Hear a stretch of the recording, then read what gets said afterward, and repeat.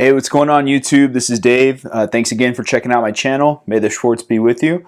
And if you're a new subscriber, thanks for joining. Thanks for subscribing. I really appreciate that. And as I had mentioned in my Homage kind of video, if you haven't seen that yet, check it out. I kind of went over the different watches that are Homage watches that I own, and I was going to go into them a little bit more in detail. It's kind of similar to the Rokos R0139. This is a homage to the AP Audemars Piguet Royal Oak, and so this is actually by FEICE or FEICE. I'm not sure how that's pronounced. I don't know if that's French or whatever, but this is the FM0139, I believe is the number. Let me double check that. FM019. Okay, and this is in blue. So this is the box. Very similar. I wouldn't be surprised if it's coming from the same place that the Rokos is coming from, just with a different company name. It's got the sticker in the front the same way. And then the same card with their branding. Again, little thank you card there.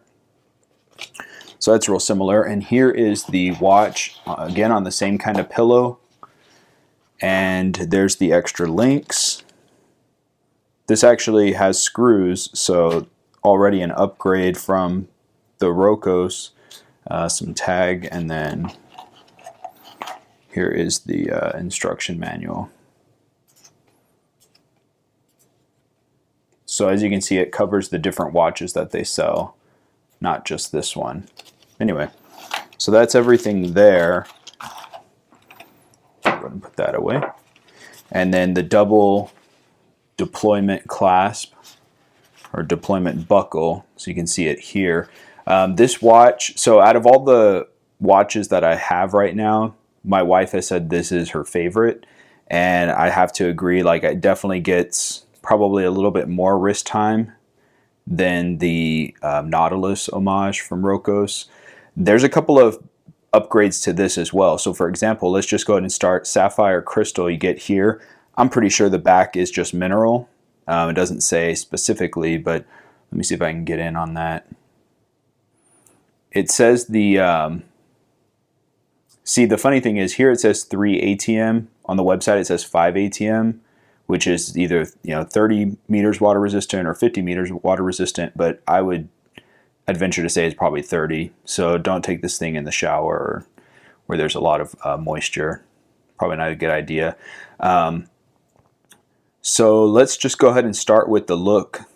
I mean, the band definitely does it for this watch. All of the light that reflects off of it, it's really cool. I really like this one. The movement, it actually did say on the website that this does have a Seagull movement. So that can be found on the website directly. But I like that it has the sapphire crystal. This is a 42 millimeter case, and the thickness is 11.5 millimeters.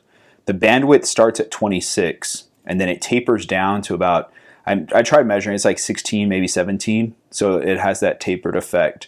Now, when I first got this watch, it was actually really rough on the edges. Kind of like I mentioned with the Rokos, I took a little polishing cloth for stainless steel, or I should say for sterling silver, and I just kind of kept rubbing it along the edges, all the links over time.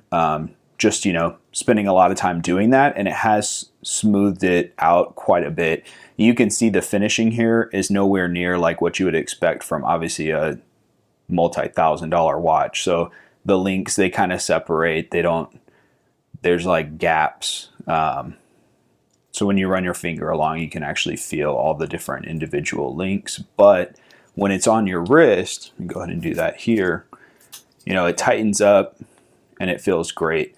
This is, probably the larger. I know that AP makes different sized Royal Oaks, but at this time, this is the only size that it comes in for the FEICE.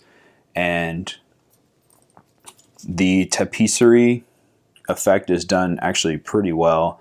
I'll give you a close-up shot of that here in just a second.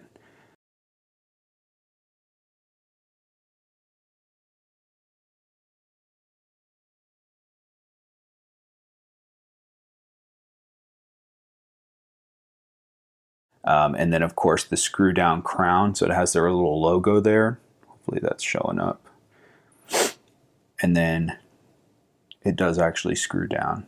So here we are at the winding. Feels great. It's not noisy. You can't hear the rotor spinning. And then position 1, let's go ahead and do the date.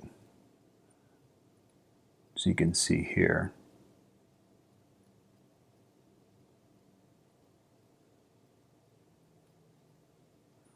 So it's not perfect. It doesn't click over immediately. It kind of slowly goes through. And then, okay, so on the time, it rotates pretty smooth. It does have hacking, as you can see the second hand stop, and when we click back in, it'll pick right back up. The loom on here is not the greatest. I'll give you a shot of that here in a second. But funny enough, the loom on the Rocos is actually better than the loom on this one in terms of brightness and how long it lasts. So I guess you're trading loom for sapphire. I'm not sure where the cost goes on each watch, but polishing is really nice. So even the screws here on the front, you can see they do it to where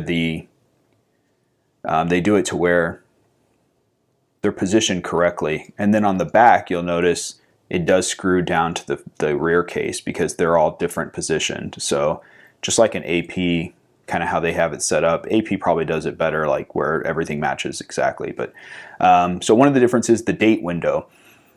So it doesn't go all the way to the 3. There is that indice kind of comes out a little bit at 3. And then it's not the same color. It's a white date wheel. It doesn't match the blue. The color on here is really nice, especially in the sunlight. I mean, I can't really describe it. I'll try and get a sunlight shot for you guys so you can check that out. But let me go ahead and screw this back down. I'll mess with the date and time later. So really good watch. I can't tell you, like, so here's like, quality as far as the finishing and stuff. So let's just kind of go over, like, it wiggles, there's play. But this clasp is really, really nice. I like that they don't put anything on there, usually leave it blank. And then when you actually snap it in, I mean, it's really secure. It's not going anywhere. So it feels great.